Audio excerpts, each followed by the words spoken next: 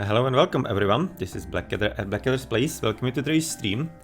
We are gonna be starting a bit differently today. Before we're gonna be jumping into the fun games that are gonna be live on Woobly, we're gonna be finishing with the finals that I didn't do 2 weeks ago from the Smurf tournament, the 2v2-1 hosted by Shelty and Kilt. So I'm also looking forward to, well, of course, putting them also on my YouTube, so therefore, as that time is getting a bit closer, I need to be getting the games underway, and I'm also kind of curious how they played, because I haven't seen it live, obviously not to spoil myself, or some maybe a bit more engaging commentary for you as well. So, let's now put all the information out.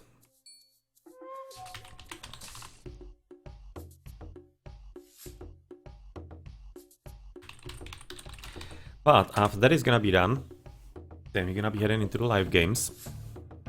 We have already had somebody inviting us, but yeah, well, first I need to be doing this little thing here. I'm also interested in how the games really went, so hopefully it's gonna be also a bit of a entertainment for you. I'm kinda assuming that you have already seen it all as well when it was live, so it's not gonna be too much of a surprise for you. But nonetheless, yeah, well, as I said, for YouTube, I definitely need to be having the whole coverage, not only up until semifinals, but without the finals, that wouldn't be the proper coverage of the tournament, right?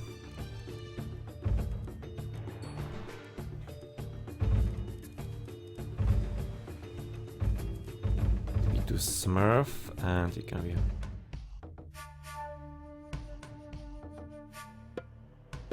And since we haven't actually streamed for a bit, okay, that's a Midgard. I'm just gonna right now making sure that it's actually even working, because sometimes Midgards are bugged.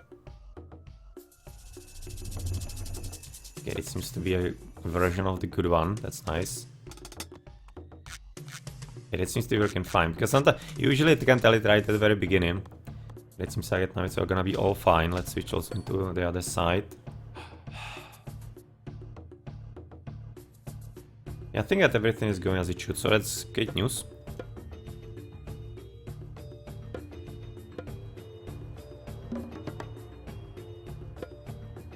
Switch into the overall point of view here. And yeah, okay. So that's everything set up, and hello and welcome everybody to the stream then. SNP4, Harry Bum. Well, really, as I always say, there's not much point in me providing like a gameplay content when you are having tons of other good players that are actually having plenty of experience, so I don't see how that would be adding any kind of proper or useful content to the community. So I rather spend my time on helping the community in other ways, like for example the casting games, here and there, and regularly every week. And then Mikecho, nazdar. Nazdar. Seems like we're getting more and more Czechs and Slovaks here. At least it feels that way to me, as I'm seeing them in the chat a whole lot more often lately. And Herobrine, of course, welcome as well. Remember your name from Sunday, right? Thinking from the tournament. I do remember your name. Herobrine MC. So I'm thinking you were actually discussing in the chat in there. So welcome back. And Pralinka, nazdar. Okay, Kilt, thank you very much for the info. It's Mythic Snake, Herobrine. Yeah, well, usually people like this are having back like 2 million accounts. So as long as he's gonna be behaving, it's gonna be fine. Enjoy your Smurfs there in the chat. But of course, as long as, or as soon as it's gonna be going south, then yeah, well, you're gonna be going south as well. So hopefully that's not gonna be the case. Alright, so I'm kinda guessing that most of the things that I needed are kind of set up here at this point.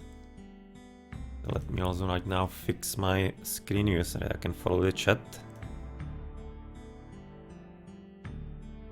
And potentially some other things on Streamlabs in case there was something interesting.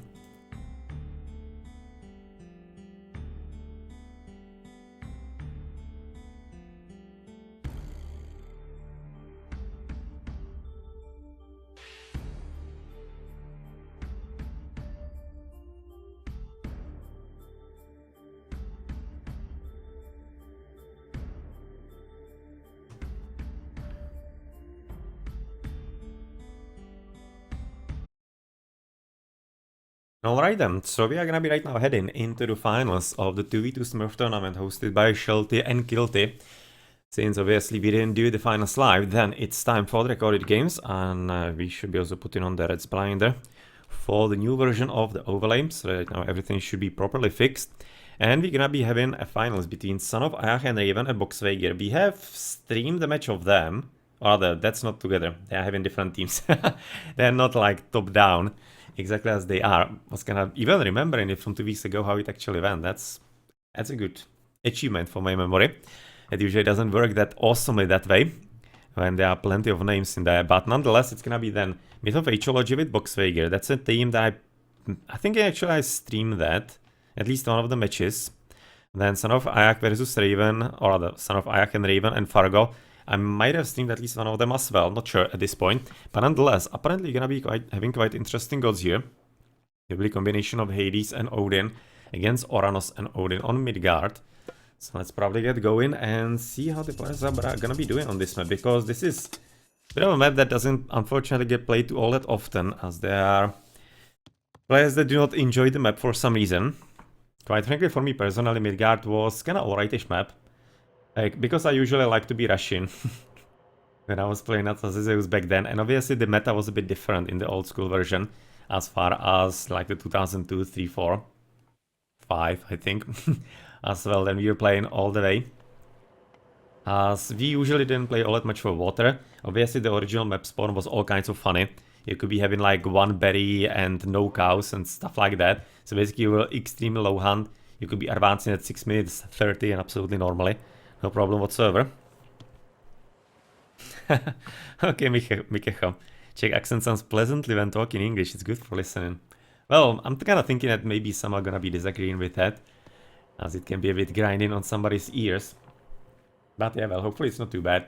And sometimes there are even people that enjoy it for some reason, but yeah, well, everybody has different quirks and what they're gonna be having fun with. So I'm kind of guessing to each his own or her own. Well, at any rate, you can see quite a nice dock at this point for Fargo. He's gonna be quite a nice position in there. Probably quite a few more of them all the way to the top, I would be expecting. He does have another one to the left. It almost seems like he might be wanting to drop a dog there, but I would be certainly liking to scout a bit more to the top for him, if I were him. Or some kind of better chance on efficiency, because if you drop a dog here on the side of the map, then you kind of run in a chance of having nothing, like the quite a ton of space here. So the efficiency is not going to be exactly all that much there. And you can see that's exactly what right now, for example, SonOfAyahxRaven did. He does have a bit of a control of a threesome, but otherwise he doesn't see anything. Just that's going to be the last one or not. No, he's actually having 2 on 1 spot. So he's going to be slightly lucky. But definitely he should be heading a bit more to the north, into the corner of the map. As you definitely always want to be doing that on Anatolia, Midgard. No, kind of Anatolia sometimes, but not that often. And actually you want to be going into the middle. Has a bit different map, but here you're gonna be having, of course, much more water in there, and therefore better chance of having more fish readily available for your fishing boats. Otherwise, as far as some kind of strategy what the players and teams can be going for, it's going to be a bit of an interesting one, because obviously since we know that you're having the Oranos right about now fighting against the Hades, therefore all the way to the top it's gonna be the Odin versus the Odin. I'm kind of tempted to say that maybe you could be seeing a bit of a double from SonOfAyahxRaven with Fargo. You might be a bit more tempted to go for the Odin. Obviously against the Hades, that's kind of fool's task. Just kind of depends if Bogsveigir is going to be casting his Sentinels a bit too early. Therefore on some kind of early Radiant that's going to be coming against him. And then it will be maybe a bit easier to attack against MythOfAgeology. And therefore it might be, yeah, well, a bit different, of course, to attack there. Well, at any rate, quite a nice wood line here into the front. I'm thinking that since he's already gathering from that, that's quite likely to be the one that's gonna be destroyed by forest fire from Odin. Unless the Odin decides to go for Heimdall for the water. But definitely on Midgard I wouldn't be expecting that and even recommending it. As Midgard is a type of map where you really are quite well advised to be taking advantage of the early boost of the echo from the water, but then especially as a Norse, or any kind of really aggressive civilization, but pretty much Norse I think in the best. As they need a lot of food to begin with properly, and if they have that front water, then all the better for them. Then they are gonna be quite easily switching into just straight land army. And maybe though, some kind of idea with fast heroic into Njord. I mean, like, we have seen that in actually one of the matches Was it this tournament? Actually, I think it might have been. Actually, thinking it might have been this tournament. Yeah, well, right now, constantly about 2 weeks after. And with tournaments basically every week, it's kind of slightly melting in my head. But that was a very interesting match with Anatolia and some fast heroic into North. That worked really well, so I wouldn't be underestimating such a kind of option here either. And could be quite a nice way to potentially claim a victory. You can see finishing with the Kawi, right now gathering favor a bit. I'm wondering if he's gathering it on purpose, for example, for a fault of Erebus, could be. As it might be kind of useful technology if he survives a bit longer. But well, at any rate, you can see all the way to the top. The gold for SonOfAyahxRaven can be easily, of course, protected by a manor next to it. But otherwise, he also does have double towers next to it. And in front, also at least a small portion of the wood line. Wait right about now, the village is switching a bit more into the wood. And the second dock, he actually went exactly the opposite than he should have. He went all the way to the bottom for this double fishies or the triple fishlets. And that basically means that he's gonna be playing on maybe not fighting for the water too much, I'm thinking. Because this is basically a bit of a defensive setup. And he's gonna be attacking, or the attack on the front docks. Then he can be basically also still gathering all the way to the bottom. So far he's gonna be making a few more boats. But I wouldn't necessarily expect it's gonna be some kind of hardcore battle. There's of course the forest fire exactly as he expected. And there even seemed to be a bit of a way through, curiously enough. I kind of wonder if it's supposed to be like a double woods. Kind of conjoined together. I'm also fairly curious if the forest fire is gonna be spreading out and across. Not really certain if basically space like that is gonna be already enough to completely stop that. It's gonna be the last tree, and is it gonna be jumping or not? Because I'm not really sure if it's need to be, if basically just any kind of divide is gonna be enough. Apparently so. Apparently any kind of divide is good enough to stop the trees from burning further. So it's kind of slightly realistic, because that's exactly what you do. For example, in the massive fires in Siberia or Australia, just basically try to be cutting a swath of wood in there, and that usually stops it rather well, unless there's of course massive wind and you're gonna be getting some fiery needles spread across. And it's usually a good idea how to control it. But well, at any rate, you can see there's gonna be a front forest line. This is actually quite a huge problem for Fargo, because he's gonna be having exposed gold. So that's something you need to be thinking about when, and basically how to gather the wood on maps like these, because this is something that is predictable. In current meta, how the players use forest fire, it's absolutely predictable this is going to happen. So therefore, what you can be doing to keep the protection of the wood line, or of the gold in there, protection by the wood line of the gold, you can be basically going for the least favorite wood line that you like the least, and lure the enemy forest fire exactly onto it. Because right now he's having a nice all the way there, you know, the nice one, for example, here. So what he could have done is gather from this one in the corner, which seems to be kind of like the suckiest, and pretty much like lure the forest fire there. And quite frankly, you can be assured like 95% of players will be falling for that, because really casting forest fire in the current meta is a bit of a no-brainer, as in not all that many players are actually thinking too deeply about it, as it seems to be a bit of an automatism for them. And therefore, you can be doing all kinds of little things like that to exactly abuse the fact that players are playing it a bit more automatically. You can be getting all kinds of little advantages like that, getting some proper wood line, getting some better protection of your resources. Just kind of think about the game a bit more, and you can be seeing that there are actually plenty of room for improvement, or some kind of little cheeses, let's say, and helps to your gameplay. And you can see this is definitely not also all that greatly played right now by SonOfAyahxRaven. Losing right now one hero, second hero is gonna be, no, pretty much dead. He can be still healed by potentially his Light Valkyrie, that can be done. You can see, for example, if this one is gonna be somehow running away, then potentially this hero could be still saved, I'm thinking. But all the way to the top on the water, apparently we are heading into a bit of an interesting double. SonOfAyahxRaven is making his way all the way across. That's maybe a bit of a surprise that I wouldn't be expecting all at 100%. But obviously it's going to be making for a bit of a problem here, because MythOfAgeology is not fighting here too much. Or rather, he has already been partly defeated. And with a bit of assistance from Bogsveigir there, which wasn't exactly all that massive either, as he's much more concentrated on the left side.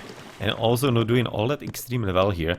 It's looking to me that maybe actually SonOfAyahxRaven is going to be having quite a water dominance. Question is if it's going to be all that helpful. So far it seems that the land battles are not entirely all that huge. It's going to be only apparently MythOfAgeology going for it a bit more, but even at least Fargo is trying to somehow mass up a bit of units. Whereas to the bottom, pretty much nothing is going on. You can see not even any kind of military building whatsoever. For the opponent though, for the Atlantean, he's gonna be having counter barracks and military barracks already there, and already at least a few more mills. Well, on the water, that seems like that still Bogsveigir is having a bit of a fight there.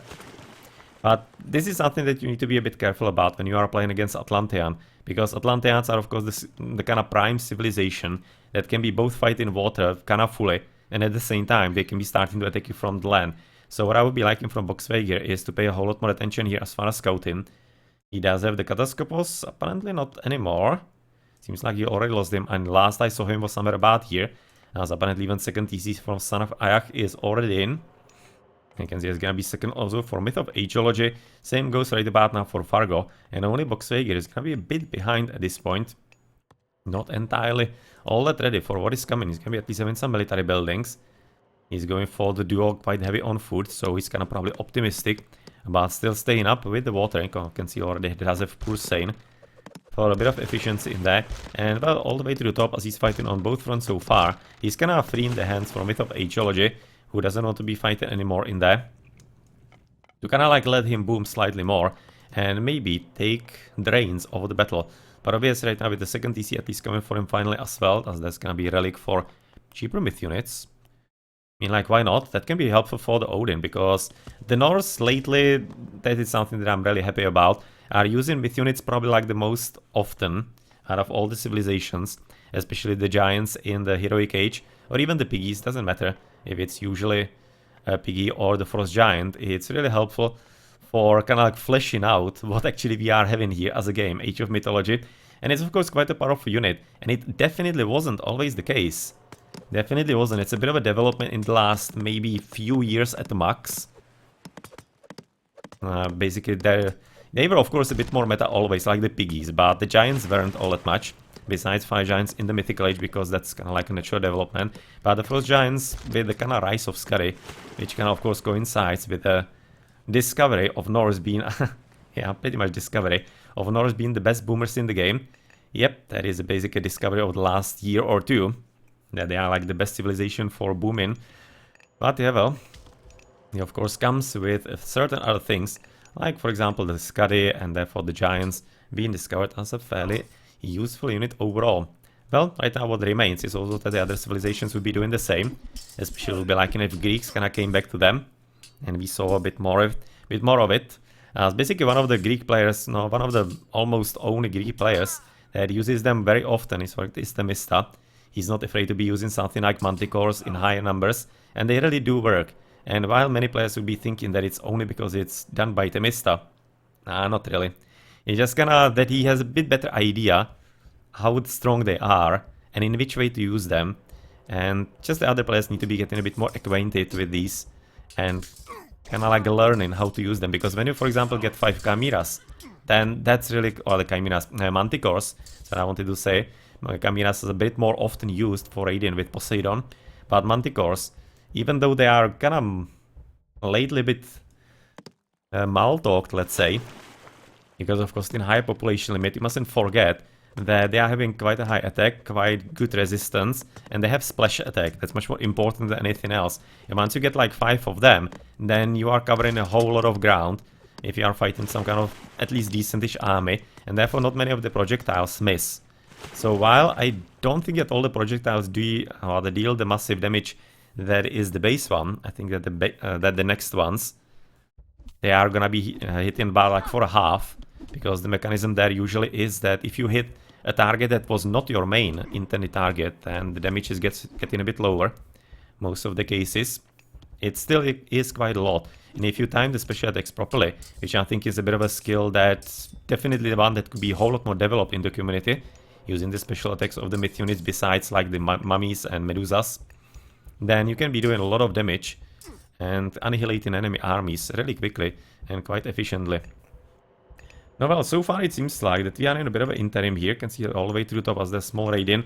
There's gonna be a bit of engagement between the Odins. So far medium Ulfsak with nothing much else. Medium Ulfs with also absolutely nothing in that. But oh well, you can see already heavy Ulfsaks are in. Yeah, right now, Huntress Axe, Husbandry Plow, and Scary for MythOfAgeology. So right now he just basically needs to be running away before he gets the upgrade.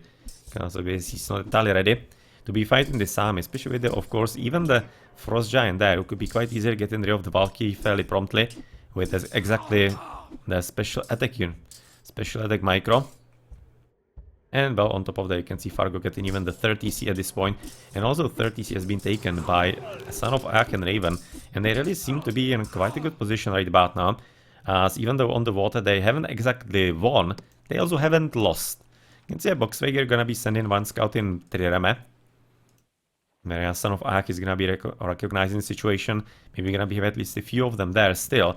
Whereas here, it's just gonna be waiting really for the upgrades and the heroic age. And on the left side, there is a bit of a, not really push from Bogsveigir, just a bit of an active defense, let's say. Whereas the opponent, he doesn't have all that many strong army or all that many strong units himself, but he does have the numbers so far. And if he can be somehow controlling at least Ajax, and especially the Chiron here, you can see they don't have really very high hit points, then there's a pretty good chance that this could be working out alright. Okay, this is looking like a Frost to me. Unless Green will be able to whip up an army really quickly. Which could be the case, especially right now with the defense that he can be having. With all 4 of the Sentinels, you can see this one spawning quite a bit further away. Then he will be liking. So in the end, the Frost is not gonna be needed. There were plenty of reinforcements, and obviously the Sentinels, it's gonna be a bit too much for them, since they do not have any kind of reasonable counter-building units. I mean, like the Prometheans, they have 5 crash damage, but at the same time, only 25% pierce resistance, obviously resulting into not that much of a chance in withstanding the TC fire for too much longer. Now, Bogsveigir is gonna be at least making his way all the way across. You can see trying to stop the water economy for Fargo. As there's gonna be the Balder already on the way. And I don't think that actually MythOfAgeology is anywhere close by to that. No, this one. Like this way. Only 273 food. So this is gonna be quite a massive advantage. I'm not entirely certain how many actually does have Fargo. As far as the economical units. He's having 76, so let's say 60. If you discount all the fishing boats. That's pretty good. Considering how the game is going, that might be actually enough for him. With so far not all that many upgrades, it's something that he needs to be potentially improving upon. Not only copper weapons, but at least some kind of copper shields would be really going a long way for his success in there. Now, as apparently one of the Urs, you can see he got unfortunately frozen by the enemy Frost Giant, but here this is gonna be quite a nice battle for Fargo. He has been able to caught off guard at least a few throwing axemen, and since they are not even heavy at this point, only mediums, then that's why he's of course having quite a bit of a chance how to deal with them because of the numbers and a bit better efficiency that he has because of the higher attack rate in them. So therefore he's basically dealing lower amount of damage per hit, and that results into of course less overkill overall. Alright, apparently we are having also clay called alluvial for the Prometheans here. As you can see, that is trying to push forward a bit more, as protection of the TC is gonna be definitely quite paramount, because that's quite an important spot overall on the map. Not only because it is a TC for MythOfAgeology, but because it is also kinda in the middle of the map, close by to the gold mines in here. So something that you might be wanting to control as much as possible. Just a bit of a worrying fact is that right now the Hades doesn't have any kind of upgrades, Bogsveigir on his units. So therefore he's playing quite a bit like naked a bit. As his opponent, he does have at least the mediums, and for the Atlantean, he already does have the copper shields and copper weapons, so he's rather well prepared. As of course the opponent, he's gonna be having pretty much nothing. Yep, exactly. And with the right now power units from the heroic age coming forward, it's gonna be right now Frost. Already being cast by MythOfAgeology, because this really was getting a bit out of hand. Problem obviously is that the Balder and the Heroes of Ragnarok coming after are just gonna be complete and utter win, especially with the Frost on his side as well. So he's gonna be able to basically get rid of the enemy army and then completely ravage the countryside up and down and absolutely everywhere. And yeah, Apollo tactical god power, obviously quite a bit useful one, but it doesn't seem like it should be exactly strong enough to do anything now, because this is just a full-on defense for Bogsveigir with MythOfAgeology, and therefore it's gonna be pretty much a hard one to imagine a way how they could be able to use that, especially since it's not Zeus, and therefore he cannot all that easily go for easy destruction with hoplites.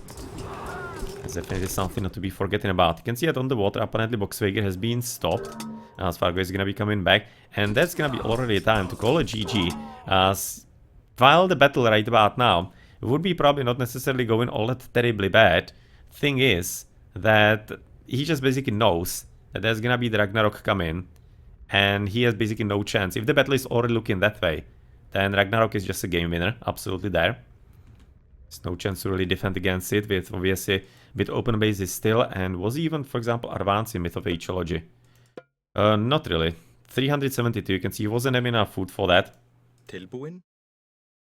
As he did have Salt Amphora, he did have that, but he didn't have all that many fishing boats. You can see he's having like, wow, literally 5. Literally 5. He was obviously slightly raided there. But it's a bit curious that he actually didn't recuperate. You can see pretty much the same case for Bogsveigir though, but he was getting raided slightly from the bottom by blue. So yeah, I'm thinking that the water dominance in the end also slightly helped, but overall they were switching into the secondary TCs even slightly faster, and they were playing a bit more actively as far as trying to take the map control, and it's exactly worked out for Fargo and SonOfAyahxRaven. Okay, maybe we could have expected a bit more battle here for a bit longer, but yeah, well, that was just inevitably waiting for only one thing. And you can see the upgrades were slowly coming in, already all copper. For green, he was having right now copper as well. He already got the heavy infantry in the end, nonetheless. And there was some medium success finally coming from the red player. But yeah, well, considering the economy that Teal already was having, as we are gonna be looking into the post game, that will be, where do we have the economic ruins? You can see 98. He was already at about 75, 80. For Heroes of Ragnarok, that would be just completely unstoppable. Completely and utterly unstoppable. You can see he was also the one winning on the score, so he was well set up with the economy. So you'll be probably able to continue quite quickly after, once you'll be dropping on the numbers to maybe take DCs. We just easily, of course, transition into the 5 giants as is usual. But with, for example, the support of the Atlantean with such a nice army, plenty of that are gonna be Biremes, sure. But nonetheless, even this does speak quite a bit about the performance and the gameplay there. Can see all 13 upgrades, just Fargo a bit better, and a bit higher.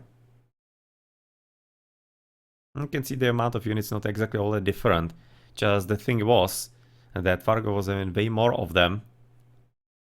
Way more of them for the longest time. He was having heavy for a whole lot longer time than his opponent. You can see otherwise Bogsveigir and SonOfAyahx, they were fighting a bit more on the water.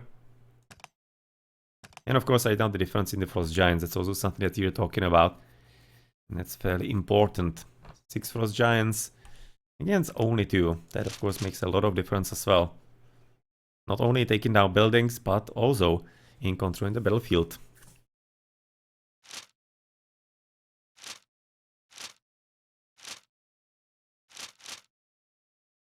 You can see green, he has just kind of fallen off here because of the water. I'm thinking that Fargo rate a bit better in keeping that up. But yeah, GG.